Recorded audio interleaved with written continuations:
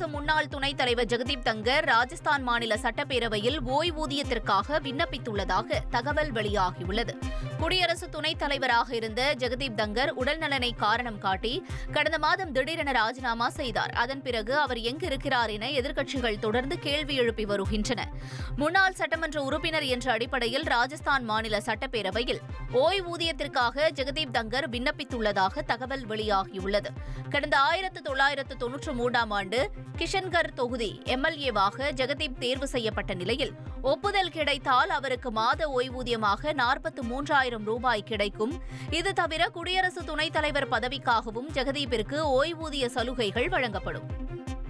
Russia Ukraine இடையேயான போரை நிறுத்த இந்தியா உறுதி பூண்டுள்ளதாக பிரதமர் நரேந்திர மோடி தெரிவித்துள்ளார். ஷாங்காய் ஒத்துழைப்பு மாநாட்டிற்காக பிரதமர் நரேந்திர மோடி சீனா சென்றுள்ளார். அங்கிருந்தபடியே பிரதமர் மோடி யுக்ரைன் அதிபர் ஜெலன்ஸ்கியுடன் தொலைபேசியில் தொடர்பு கொண்டு உரையாடினார்.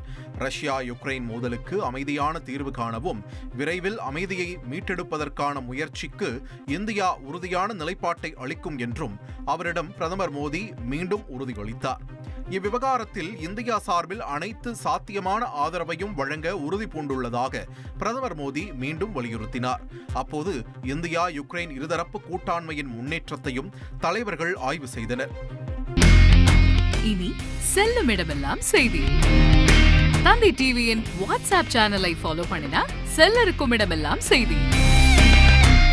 இதோ QR கோட் இப்பவே ஸ்கேன் பண்ணுங்க, ஃபாலோ பண்ணுங்க.